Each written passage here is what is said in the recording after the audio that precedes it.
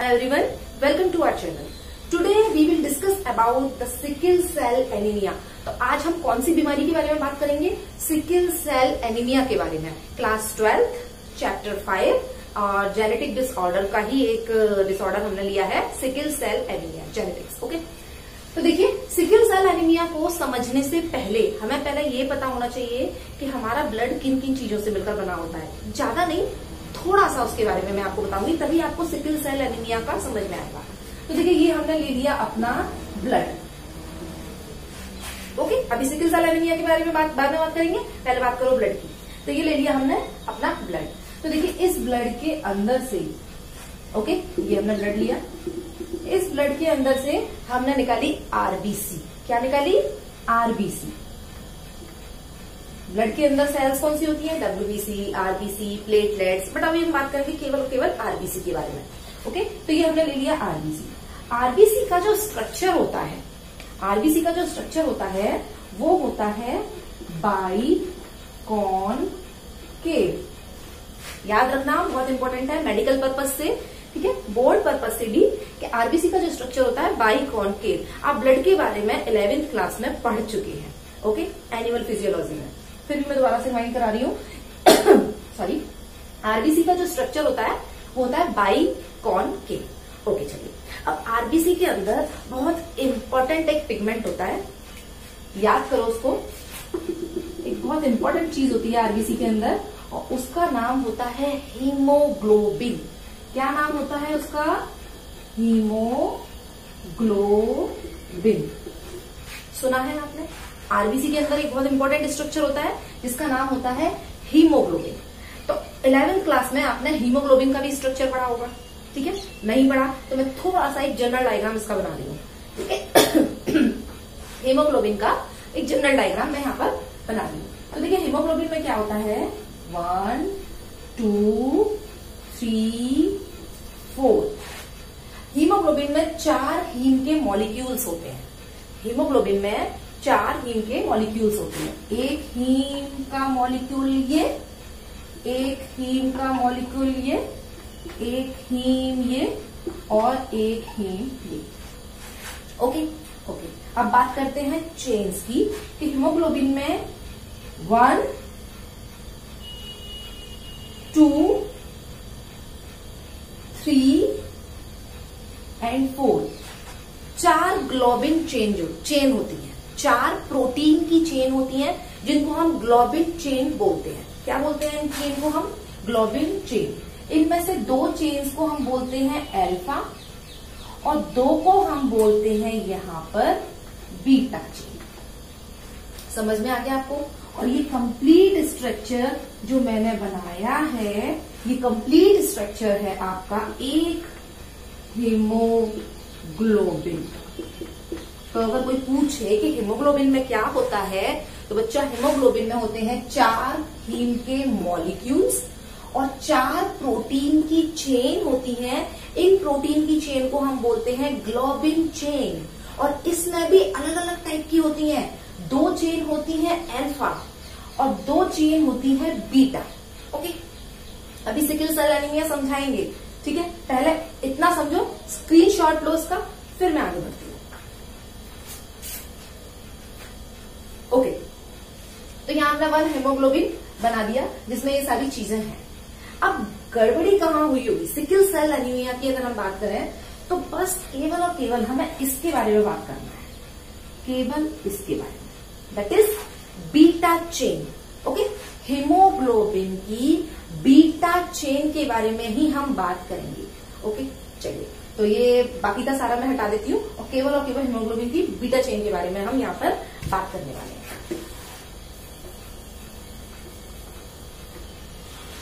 चलिए इसे अभी हटे दीजिए, अभी आगे काम आएगा। देखिए प्रोटीन किससे मिलकर बनी होती है? मैं मॉलिक्यूलर बायोलॉजी पूरी कंप्लीट कर चुकी हूँ और मैंने उसमें बता चुकी हूँ कि जो प्रोटीन होती है हमारी, वो किससे मिलकर बनी होती है? अमीनो एसिड से। बल्कि प्रोटीन बनती कैसे, ये भी मैं पूरा ट्रांसक्रिप्शन, ट्रांसलेशन पूरा समझा चुकी हूँ। ओके, तो चलिए, प्रोटीन किससे मिलकर बनी होती है? अमीनो एसिड, यानी कि छोटे छोटे अमीनो एसिड इस तरह से लगे होते हैं और वो पूरे स्ट्रक्चर को प्रोटीन बोलते हैं। जैसे कि फॉर एग्जाम्पल मेरे यहाँ पर ये मेरे पास एक ये है, तो ये समझ लो आप, ये एक इसका जो मोती है, ठीक है, ये पूरी एक माला टाइप की है। इसका एक मोती अमीनो एसिड, ये दूसरा अमीनो एसिड, ये तीसरा अमीनो एसिड, ये नेक्स्ट, ठीक है। इस तरह से ये सारे अमीनो एसिड है और इस पूरे स्ट्रक्चर को हम बोलेंगे प्रोटीन। इस पूरे स्ट्रक्चर को हम बोलेंगे प्रोटीन। चाहे तुम इसे अल्फा समझ लो या तुम इसे बीटा समझ लो, पर क्योंकि मैं यहाँ पर बीटा के बारे में बात करूंगी, सिकल सेल एनीमिया के बारे में बात कर रहे हैं ना, तो हम यहाँ पर बीटा के बारे में बात करेंगे। ओके, तो ये पूरा स्ट्रक्चर हो गया हमारा प्रोटीन। कौन सी चेन है ये? Beta chain. ये कौन सी चेन है? हीमोग्लोबिन की beta chain. Okay, suppose that यहां से स्टार्ट है, तो हीमोग्लोबिन की जो बीटा चेन है, ठीक है, इसमें ये फर्स्ट नंबर का अमीनो एसिड है। ओके, ये सेकंड नंबर का अमीनो एसिड है, ये थर्ड नंबर का अमीनो एसिड है, फोर्थ, फिफ्थ, और ये आ जाओ इंपॉर्टेंट 6 नंबर का अमीनो एसिड। ठीक है, हमने यहाँ अमीनो एसिड की काउंटिंग कर रहे हैं, तो ये स्टार्टिंग के 5 जो हैं इनको छोड़ो, इनके नाम याद करने की बिल्कुल जरूरत नहीं है, किसी कॉम्पिटेटिव एग्जाम में नहीं आएंगे, कभी बोर्ड में नहीं पूछे जाएंगे। तो मैं यहाँ पर याद करना है ये छठे नंबर का 6 नंबर का जो अमीनो एसिड है, इसका नाम याद कर लो। बीटा चेन, हीमोग्लोबिन की बीटा चेन में जो 6 नंबर का अमीनो एसिड होता है उसका नाम होता है ग्लूटामिक एसिड। ठीक है, बाकी सबके याद करने की जरूरत नहीं है कि मैडम स्टार्टिंग के 5 भी तो याद कराओ ना, बिल्कुल कभी नहीं पूछा जाएगा। जहां गड़बड़ी होती है ना, क्वेश्चन वहीं से आता है। ओके, तो ये जो 6 नंबर का अमीनो एसिड है इसका नाम है क्या? Glutamic acid. ठीक है, तो हम यहां पर बनाते हैं आपका ग्लूटामिक एसिड। देखिए, ये हो गया आपका 1 2 3 4 5 6 7 8 9 और कई सारे अमीनो एसिड होंगे। नंबर कर देते हैं 1 2 3 4 5 6 7 8 9 एंड सो ऑन। इसमें ये याद रखना, ये मैं बीटा चेन बना रही हूं। ठीक है, beta chain of haemoglobin. Okay, ये किस चीज का मैंने यहां पर डायग्राम बनाया है? हीमोग्लोबिन की बीटा चेन का। ओके, अब यहां पर आ जाओ 6 नंबर की। मैंने बोला ना 6 नंबर का आपको याद करना है नाम, कौन सा है? Glutamic acid. 6 नंबर के पे क्या है यहाँ पर? Glutamic acid. तो इसका नाम है यहाँ पर ग्लूटामिक एसिड। ठीक है, औरों के नाम से हमें कोई मतलब नहीं है, हमें ग्लूटामिक एसिड का ही नाम याद करना है।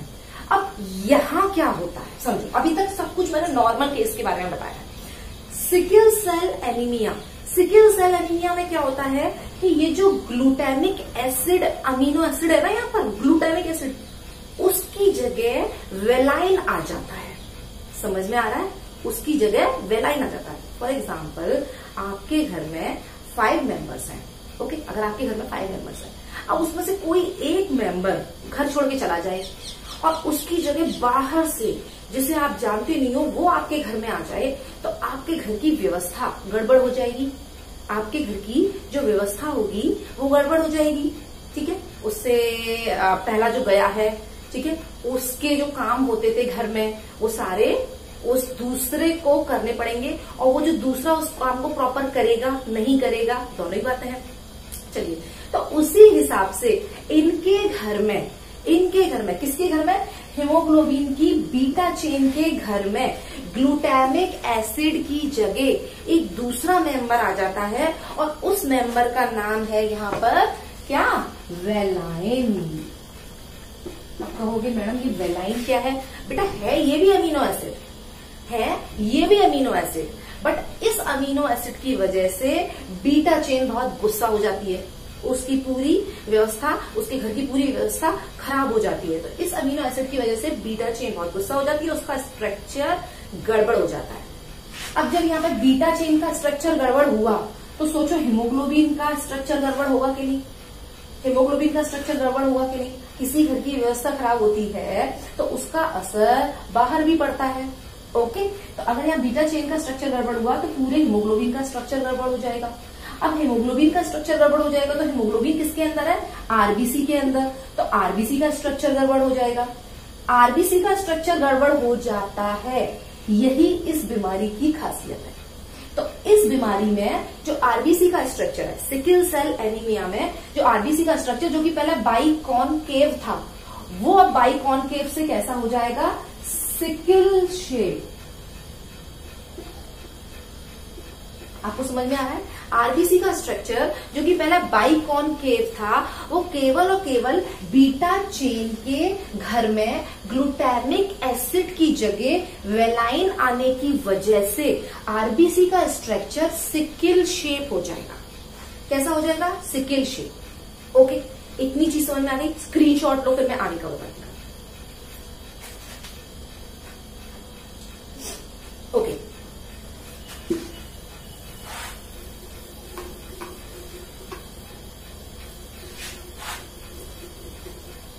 चलिए तो अब बात करते हैं हम यहां पर आरबीसी। देखिए, आपको अब इतनी चीज तो समझ में आ गई होगी कि सिकिल सेल एनीमिया में आरबीसी का स्ट्रक्चर गड़बड़ हो जाता है। कैसा हो जाता है आरबीसी का स्ट्रक्चर? Sickle shape. ठीक है, आरबीसी का स्ट्रक्चर कैसा हो जाता है? Sickle shape. अब सबसे जो कमी है इस स्ट्रक्चर की, वो ये है, एक तो ये स्ट्रक्चर ऐसा होता है कि इसमें हीमोग्लोबिन तो ज्यादा आएगा नहीं। ठीक है, सबसे पहली बात, इस स्ट्रक्चर में हीमोग्लोबिन ज्यादा आएगा नहीं, यानी कि इसकी क्वालिटी थोड़ी डाउन हो जाएगी, पहली बात। ठीक है, दूसरी बात कि ये जो है, इसका जो लाइफ टाइम है वो बहुत कम होगा। इसका जो लाइफ टाइम है वो बहुत कम होगा, यानी कि ये बहुत जल्दी जल्दी खत्म होती चली जाएगी। ठीक है, जो इसका लाइफ टाइम है वो बहुत कम होगा, तो जल्दी जल्दी इसका लॉस होता चला जाएगा, जल्दी जल्दी इसकी डेथ होती चली जाएगी। अब आप खुद सोचो कि आपके ब्लड में अगर आरबीसी जल्दी जल्दी खत्म हो जाएगी, सोचो आपके ब्लड में आरबीसी जल्दी जल्दी खत्म हो जाएगी। ठीक है, नॉर्मल आरबीसी का जो टाइम होता है वो 120 दिन का होता है, बट अगर वो उससे पहले ही खत्म होने लग जाएगी तो खून की कमी तो हो जाएगी ना। खून की कमी आपके ब्लड में आपके अंदर हो जाएगी, तो उसको हम क्या बोलेंगे? एनीमिया। क्या बोलेंगे? खून की कमी को एनीमिया। अब आपको समझ में आया कि सिकिल सेल एनीमिया को हम एनीमिया क्यों बोलते हैं? क्योंकि इसमें आरबीसी का स्ट्रक्चर सिकिल शेप्ड हो जाता है, जिसकी वजह से खून की कमी हो जाती है। That's why it is called anaemia. और क्योंकि इसमें आरबीसी का स्ट्रक्चर सिकिल शेप्ड हो जाता है, इसलिए हम इसे बोलते हैं सिकिल सेल एनीमिया। समझ में आ रहा है? सिकिल सेल एनीमिया मैं यहां अलग से बताती हूं। Sickle cell anaemia. तो एनीमिया, सबसे पहली बात, एनीमिया क्यों कहते हैं? क्योंकि खून की कमी हो जाती है। क्यों हो जाती है खून की कमी? क्योंकि आरबीसी का लाइफ टाइम कम हो जाता है। ये जो आरबीसी है, ये जल्दी जल्दी डेथ होती है, जिसकी वजह से हमारे बॉडी में ब्लड की कमी हो जाती है। पहला वाला स्ट्रक्चर आरबीसी का बाइकॉनकेव था, उसका लाइफ 120 दिन था, तो खून की कमी नहीं होती थी। अब जब ये जल्दी जल्दी खत्म हो जाएगी तो बॉडी में ब्लड की कमी हो जाएगी, और ब्लड की कमी को बोलते हैं हम एनीमिया। तो आपको समझ में आया इसका नाम सिकिल सेल, इसका नाम एनीमिया क्यों रखा? ओके, दूसरी चीज सिकिल सेल। सिकिल सेल नाम क्यों रखा इसका? क्योंकि आरबीसी का स्ट्रक्चर जो कि पहले बाइकॉनकेव था, वो आरबीसी का स्ट्रक्चर अब कैसा हो गया? Sickle shaped. That's why it is called sickle cell. ठीक है, और इसको पूरे को हम बोलेंगे सिकिल सेल एनीमिया। ओके, यहां तक आपको समझ में आ गया? ओके, अब आ जाओ बहुत इंपॉर्टेंट चीज पे। जब मैंने आपको ट्रांसक्रिप्शन पढ़ाया था और ट्रांसलेशन पढ़ाया था, तो वहां मैंने आपको बताया था कि कोई भी प्रोटीन होती है वो कैसे बनती है। कोई भी प्रोटीन जो होती है वो कैसे बनती है? वो डीएनए से बनती है। वो चीज डीएनए से बनती है। तो चलिए स्क्रीनशॉट लीजिए, फिर मैं यहां पर आपको इसका बेसिक कॉज बताऊंगी।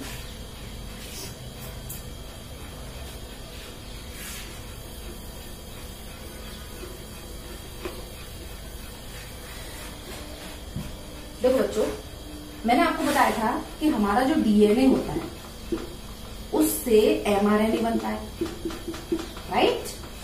The process is known as transcription. Transcription. उसके बाद मैंने आपको बताया था कि ये एमआरएनए प्रोटीन बनाता है। ओके, ये एमआरएनए क्या बनाता है? प्रोटीन बनाता है। प्रोसेस का नाम क्या है? ट्रांसलेशन। ट्रांसक्रिप्शन एंड ट्रांसलेशन, इसको हम बहुत डिटेल में डिस्कस कर चुके हैं मॉलिक्यूलर बायोलॉजी जब हमने पढ़ाया था। ओके, अब मैं यहाँ पर बोल रही हूँ कि यहाँ पर जो प्रोटीन बन रही है, ये जो मैं सिकल सेल एनीमिया के बारे में बोल रही हूँ, मैं बोल रही हूँ कि यहाँ पर जो प्रोटीन बन रही है वहां 1 2 3 4 5 6, यहाँ 6 नंबर पर ग्लूटामिक एसिड की जगह क्या आ गया है, वेलाइन। ठीक है, 6 नंबर पर ग्लूटामिक एसिड की जगह यहाँ पर वेलाइन आ गया है, जिसकी वजह से यहाँ पर गड़बड़ हुई है, आरबीसी का स्ट्रक्चर सिकल शेप हो गया है। ओके, तो यहाँ पर जो गड़बड़ी हुई होगी, इस एमआरएनए में भी कुछ गड़बड़ी हुई होगी। ठीक है, इस एमआरएनए में कुछ गड़बड़ी हुई होगी, जब यहाँ गड़बड़ी हुई है, और एमआरएनए में गड़बड़ी हुई होगी तो यानी कि डीएनए में भी गड़बड़ी हुई होगी। तो जो बेसिक इसका जो गड़बड़ है वो यहां से है, डीएनए से। वो कहां से है, डीएनए से। कि डीएनए में जो बेसिस है, ठीक है, वहां गड़बड़ी हुई है। आपने पढ़े होंगे ना एजीटीसी। तो डीएनए के जो बेसिस हैं, सबसे पहले गड़बड़ी वहां हुई, उसके बाद डीएनए का बिल्कुल एमआरएनए में ट्रांसक्रिप्शन हो गया, फिर गड़बड़ी यहां हुई। ठीक है, और एमआरएनए से प्रोटीन बन गई, फिर गड़बड़ी यहां हुई। तो वो इसको मैं इस तरह से समझा सकती हूँ आपको। फॉर एग्जाम्पल, आपके पास कोई रेसिपी की बुक है, उस रेसिपी की बुक में रसगुल्ले बनाने की रेसिपी दे रखी है कि रसगुल्ले कैसे बनेंगे, आपको नहीं आता, सिर्फ और सिर्फ आप उसको पढ़ के बनाते हो। ओके, तो ये डीएनए को समझो अपनी रेसिपी की बुक। ठीक है, डीएनए को आप समझो यहाँ पर रेसिपी की बुक, जिसके पास इंफॉर्मेशन दे रखी है आपके बॉडी की प्रोटीन्स बनाने की। ठीक है, सपोज दैट रसगुल्ले बनाने की। अब क्या होगा बच्चों, इस बुक में एक गड़बड़ी है, रसगुल्ले बनाने की जो रेसिपी है ना, बाकी गड़बड़ नहीं है, सिर्फ और सिर्फ रसगुल्ले बनाने की रेसिपी में दे रखा है यहाँ पर सॉल्ट, शुगर की जगह यहाँ पर दे रखा है सॉल्ट।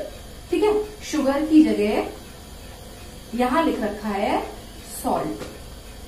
तो क्या होगा कि यही चीज एमआरएनए के पास आ जाएगी इंफॉर्मेशन, शुगर की जगह सॉल्ट।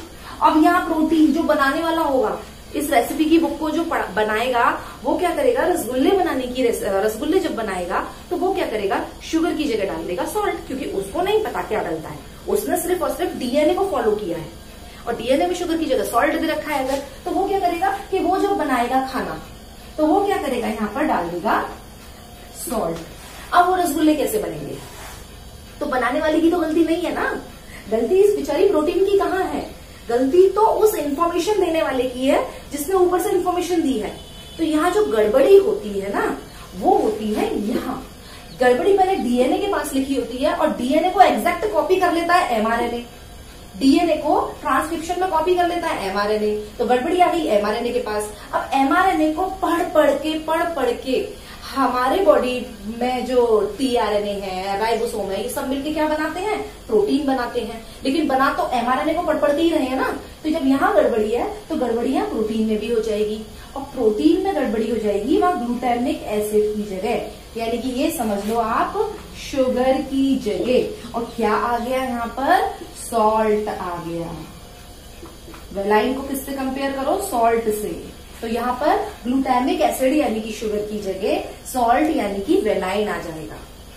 समझ में आ गया आपको कि सिकल सेल एनीमिया का बेसिक कॉज क्या है।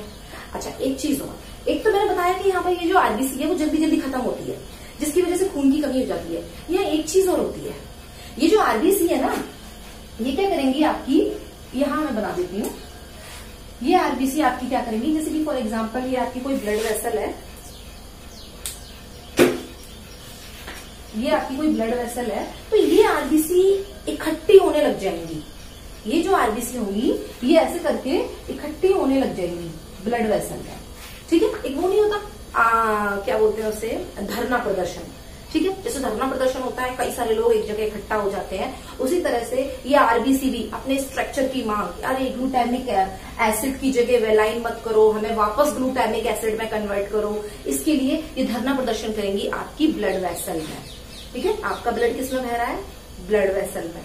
तो ये आरबीसी क्या करेंगी, अपनी मांग को लेके कि नहीं, हमें वेलाइन नहीं चाहिए, हमें ग्लूटामिक एसिड ही चाहिए, तो आप ग्लूटामिक एसिड को वापस लाओ, ग्लूटामिक एसिड को वापस लाओ, और क्या करेंगी, धरना प्रदर्शन करेंगी, इकट्ठी हो जाएंगी ये आरबीसी।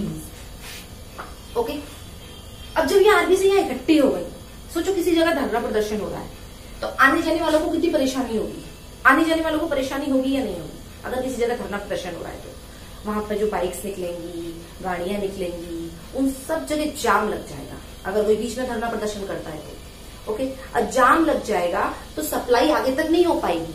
कोई चीज जा रही है, कोई गाड़ी में कुछ भर के जा रहा है, वो सप्लाई आगे तक कैसे जाएगी? बीच में तो धरना प्रदर्शन हो रहा है। तो उसी तरह से अगर आरबीसी यहाँ पर इकट्ठी हो जाती है, धरना प्रदर्शन करती है, तो यहां से जो ब्लड जा रहा होगा वो आगे तक नहीं जा पाएगा, या ये कहो बहुत कम जा पाएगा। तो इसकी वजह से उस पर्सन को उसके हार्ट तक, जब उसके दिल तक ब्लड की सप्लाई कम हो जाएगी, समझ रहे हो आप भाई? ब्लड वेसल ब्लड को कहाँ लेके आ रही है? दिल तक लेके आ रही है ना। तो उसके दिल तक जब ब्लड की सप्लाई कम हो जाएगी तो उस पर्सन को अटैक होने का खतरा भी रहेगा। इसके दो नुकसान मैंने आपको बताए हैं। पहला हार्मफुल इफेक्ट इसका ये है कि ये जो आरबीसी है, फर्स्ट हार्मफुल इफेक्ट है कि ये जो आरबीसी है इनकी जल्दी जल्दी डेथ होती है, जिसकी वजह से हमारे अंदर ब्लड की कमी हो जाती है। सिकल सेल एनीमिया वाले पर्सन के अंदर ब्लड की कमी हो जाती है। और इस आरबीसी का जो दूसरा हार्मफुल इफेक्ट है वो ये है कि ये एक जगह पर इकट्ठी हो जाती है, जिसकी वजह से आपके दिल तक ब्लड की जो सप्लाई है वो प्रॉपर नहीं हो पाती, क्योंकि रास्ता जाम कर रखा है यहाँ पर। तो ब्लड की सप्लाई प्रॉपर नहीं हो पाती, तो ब्लड तक हार्ट तक जो है ब्लड की सप्लाई नहीं हो पाती, तो अटैक होने का खतरा भी रहता है। तो दो हो गए इसमें, एक अटैक होने का खतरा रहता है और दूसरा एनीमिया हो जाता है। ओके, तो सिकल सेल एनीमिया के बारे में इतना ही। एक बार फटाफट से दोबारा रिवीजन कर लेते हैं हम। सिकल सेल एनीमिया, जैसा कि इसका नाम, सिकल शेप्ड आरबीसी हो जाती है और एनीमिया खून की कमी हो जाती है। ओके, सिकल सेल एनीमिया में क्या होता है? आपकी जो हिमोग्लोबिन की बीटा चेन, अल्फा चेन नहीं, आपके हिमोग्लोबिन की बीटा चेन में 6 नंबर पर ग्लूटामिक एसिड की जगह वेलाइन आ जाता है। 6 नंबर पर ग्लूटामिक एसिड की जगह क्या आ जाता है? वेलाइन आ जाता है, जिसकी वजह से आरबीसी का स्ट्रक्चर जो कि पहले बाइकॉनकेव था वो कैसा हो जाता है? सिकल शेप हो जाता है। आरबीसी का स्ट्रक्चर चेंज होने की वजह से उसकी लाइफ कम हो जाती है, यानी कि उसकी जो डेथ है वो जल्दी जल्दी होने लग जाएगी, जिसकी वजह से आपको एनीमिया हो जाएगा। साथ ही साथ ये आरबीसी ब्लड में वेसल्स में इकट्ठी होने लग जाएगी, जिसकी वजह से ब्लड की प्रॉपर सप्लाई आपके हार्ट तक नहीं हो पाएगी, तो अटैक होने का खतरा भी इसमें रहता है। ओके, तो ये जो गड़बड़ी पूरी ओवरऑल हुई है, ये हुई है आपके डीएनए में। ठीक है, डीएनए में जो बेसिस है वहां गड़बड़ी हुई है, और उसके बाद डीएनए से वो गड़बड़ी ट्रांसफर हुई है एमआरएनए में, और एमआरएनए से वो गड़बड़ी आपकी फाइनली प्रोटीन में ट्रांसफर हुई है। ठीक है, ग्लूटामिक एसिड की जगह valine. So that's all for the day. आपको ये वीडियो अच्छे से समझ में आई होगी। अगर आई तो लाइक कीजिए, शेयर कीजिए और सब्सक्राइब जरूर कीजिए, और नोट्स आपको डिस्क्रिप्शन में मिल जाएंगे, फिर डाउनलोड कर देना। ओके।